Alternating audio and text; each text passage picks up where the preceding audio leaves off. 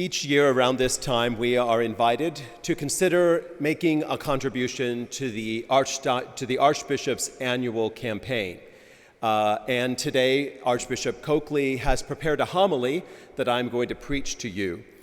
This Sunday is called Announcement Sunday, and next weekend will be Commitment Sunday. So we all have some time to consider how we might be able to support the work of the church in Western Oklahoma.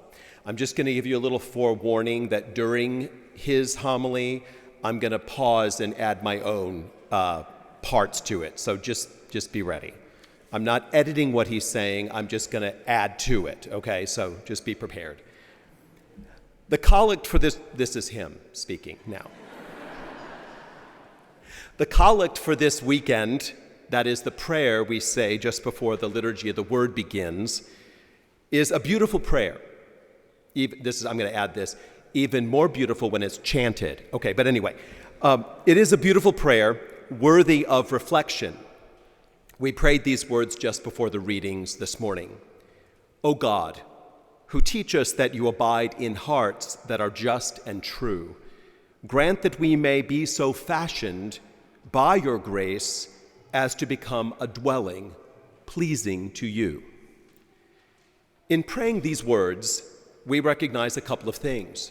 First, we recognize the important fact that we cannot make ourselves into a dwelling pleasing to God.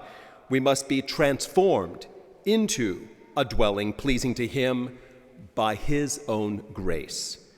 This is one of the fundamental understandings that we must always have as disciples of the Lord. It is His grace, above all, that makes us pleasing to Him.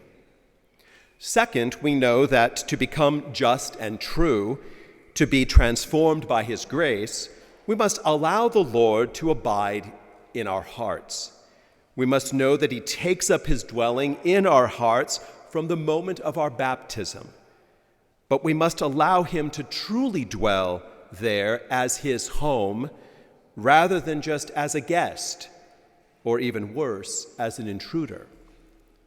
To be a disciple of the Lord, I must have a heart that is open to encounter Him and be continually open to the working of His grace as He transforms me into the saint that He created me to be.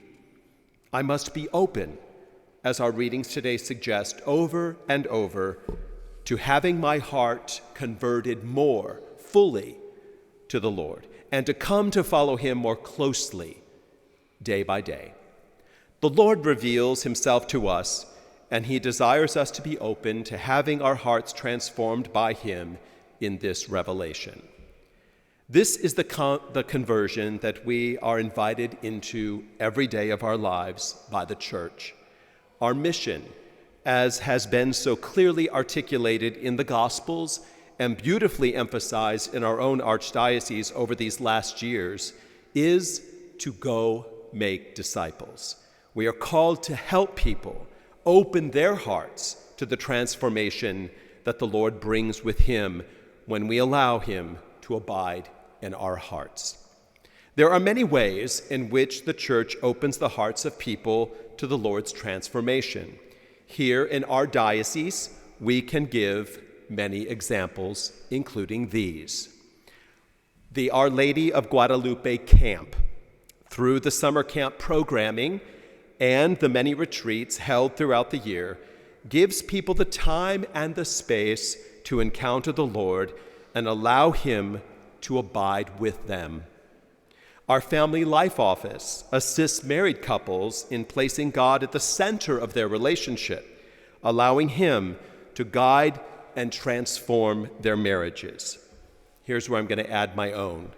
I recently participated in the Sanctity of Life Mass and the March of Life at the Capitol just a few weeks ago, which was sponsored by the Respect Life Office at the Archdiocese.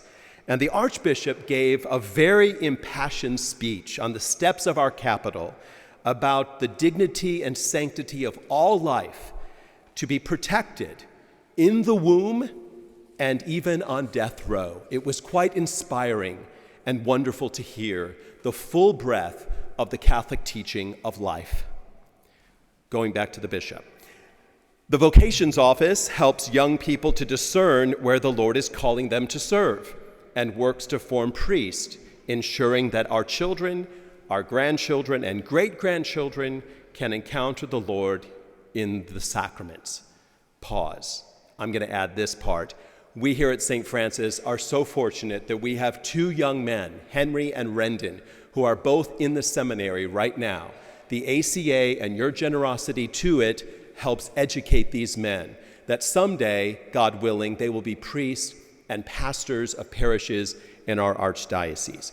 And we just got word yesterday that the Archbishop has accepted two new men, not from our parish, but from other parishes, who will also begin their studies in the fall to prepare themselves to be priests. So your generous support and prayers helps educate and prepare men for service in the church as priests. All right, back to the bishop.